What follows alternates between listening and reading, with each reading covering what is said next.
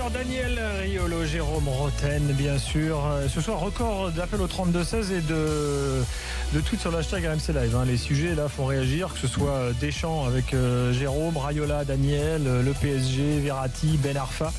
Je vous lis quelques tweets comme ça, ceux qui arrivent.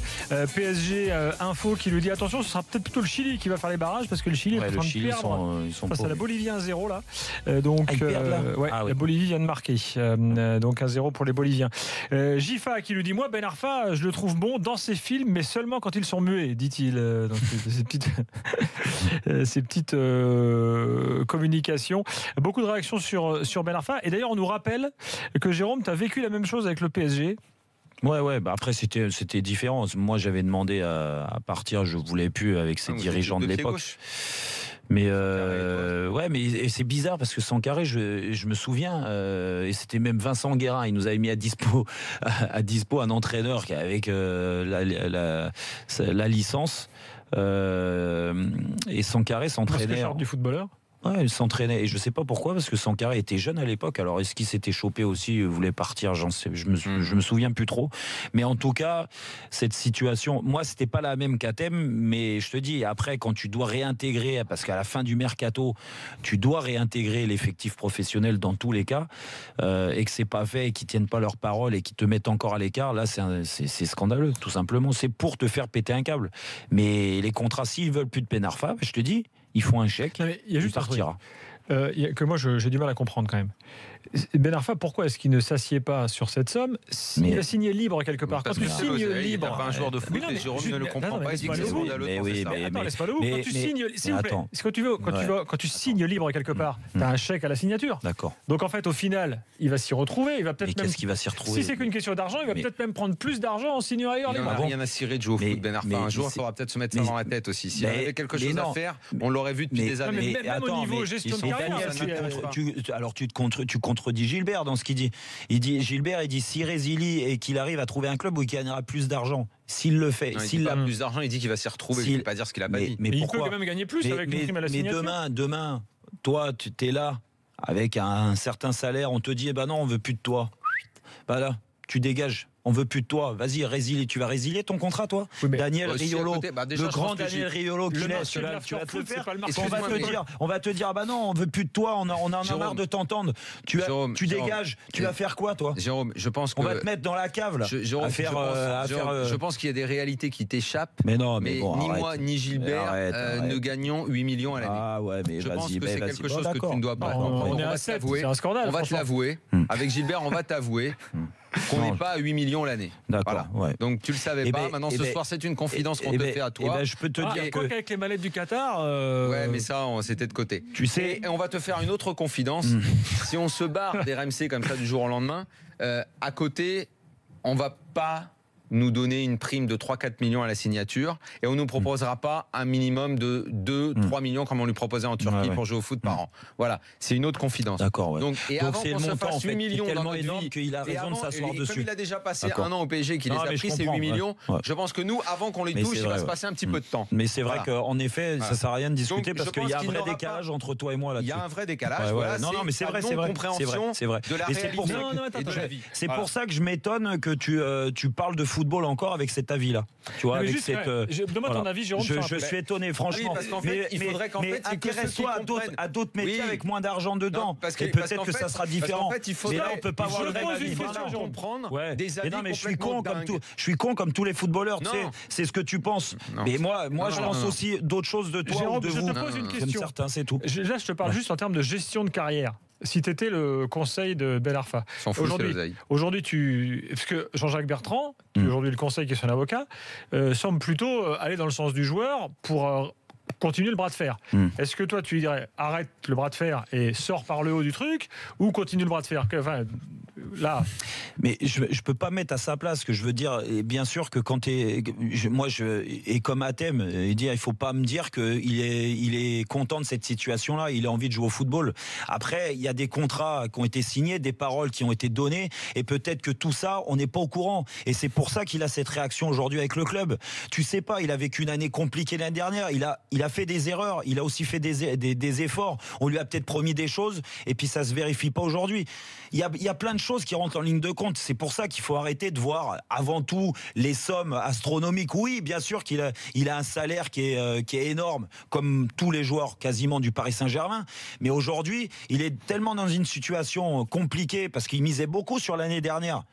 Quand il est venu au Paris Saint-Germain, il avait beaucoup d'ambition. Et là, tout le monde disait il est amoureux du foot parce qu'il sort d'une belle année à Nice. Il est venu à Paris, pas forcément pour l'oseille, parce qu'il aurait pu en gagner beaucoup plus ailleurs. Et ça, je peux te le dire. Oui, je peux te le dire. Il aurait pu. Il a choisi le PSG parce qu'il avait envie d'évoluer dans un tel club. Le problème, c'est qu'il n'a jamais eu l'occasion de montrer. Non, il a été nul à l'entraînement. Il est arrivé gros. Il était bidon. Il ne s'entraînait pas. Toi qui, soi-disant, connais tout ce qui se passe au PSG, va te renseigner et ils vont t'expliquer. Je connais pas tout, mais certainement plus de choses que toi du vestiaire. Si tu connais plus que moi du vestiaire, oui. Du vestiaire ça, du PSG, c'est sûr. tu vas demander à tous les joueurs ce qu'ils pensent de Ben Arfa et de son implication au travail. Et si tu reviens demain avec la preuve que son implication et son travail étaient bons... J'ai pas besoin de te montrer la preuve, Daniel.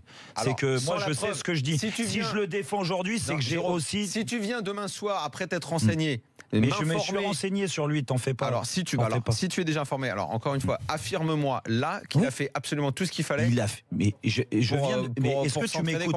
Je viens de dire qu'il avait sa place. Je viens de dire qu'il avait fait des conneries et qu'il a fait aussi des efforts. Il a fait aussi des efforts. Il faut pas nier. Qui ne sont pas suffisants pour jouer dans ce club. Monsieur qui donne des leçons à tout le monde, il devrait résilier son contrat et dire au club c'est bien, vous m'avez mis de côté, pas de problème, je résilie et puis je vais aller voir ailleurs. Ce que tu ne comprends pas, ça se passe pas comme ça. Il n'y a aucun joueur qui réagirait comme ça. Ben Arfa ou un autre. Et même les joueurs que t'aimes, ils réagiraient pas comme ça. Et si j'étais conseiller, je leur dirais que c'est une erreur. Et c'est pas donner une leçon que de faire ça, c'est donner un conseil. Dans quelques instants, le quiz. 32-16, on vous attend pour participer. Il y a encore de la place, donc allez-y, n'hésitez pas. Et tout de suite, l'after story. C'est dur ce soir, les gars. Franchement, c'est très dur. After story.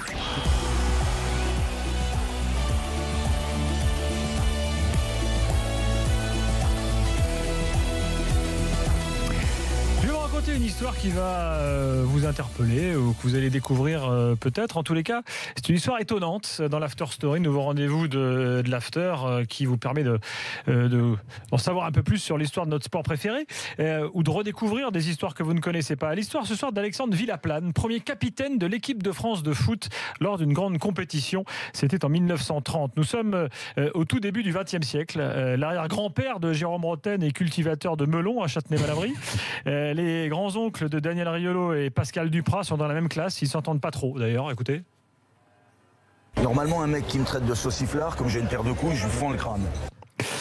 L'un veut l'indépendance de la Sicile, l'autre l'indépendance de la Savoie, et leur prof est exténué. Je suis écœuré et j'en ai marre. Enough is enough. Donc c'est trop. Trop, c'est trop.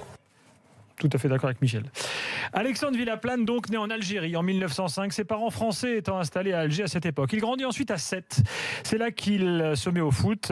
Il joue milieu de terrain, on disait demi à l'époque. Il défend ensuite les couleurs de Nîmes, du RC Paris en amateur et il est dans le premier championnat de France professionnel en 1933 avec Antibes. Et oui, Antibes était en Ligue 1 en 1933, messieurs, dames. Il termine ensuite sa carrière à Nice et à Bordeaux, où on garde encore un souvenir ému de sa présence. Il y en a un qui a trouvé du gaz entre-temps et l'autre qui a trouvé de la potasse. Voilà, donc nous on cherche, on creuse ici. Là on s'est dit peut-être qu'en construisant le stade on va trouver du pétrole. En tout cas, international militaire, il est sélectionné pour la première fois en équipe de France A en 1926. Alors ça paraît très loin, mais vous allez voir que l'histoire est étonnante. Et pour la première Coupe du Monde de l'histoire, en 1930, il est le capitaine des Bleus, l'ancêtre de Didier Deschamps, Zinedine Zidane, Lilian Thuram et autres, Hugo Lloris. Coupe du Monde en Uruguay, il dit « C'est le plus beau jour de ma vie, le jour de son premier match en tant que capitaine contre le Mexique. Victoire 4-1 des Bleus. Lucien Laurent rentre dans l'histoire de la Coupe du Monde. Il est le premier buteur de l'histoire de la compétition et c'est donc un Français. La suite est moins reluisante, 2 défaites, 1-0 face à l'Argentine, 1-0 face au Chili.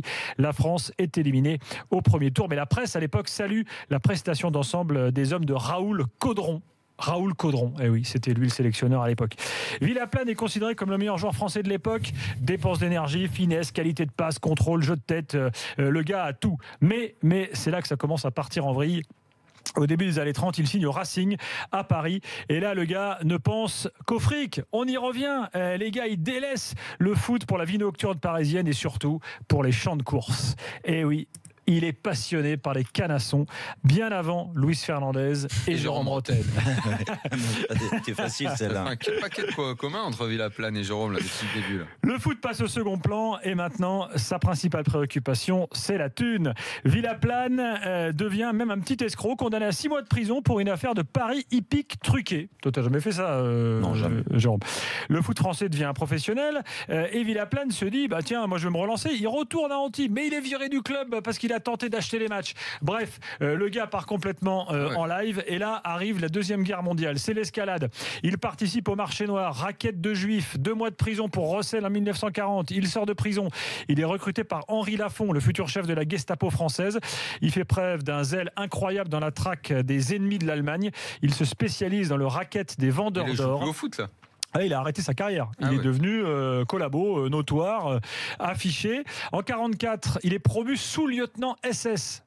Ancien capitaine de l'équipe de France de foot, devenu SS Villaplane, chargé de nettoyer évidemment à prendre au 2e degré le Périgord. Il devient célèbre même pour sa cruauté et le vent tourne. Il n'est pas allé pour les fraises. Non, le vent tourne.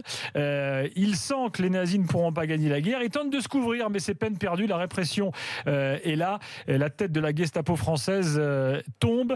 Villaplane est condamné à mort pour haute trahison, intelligence avec l'ennemi, meurtre, acte de barbarie. Il est fusillé le 26 décembre 1944 à Montrouge en compagnie d'Henri Lafont, qui était le patron de la collaboration.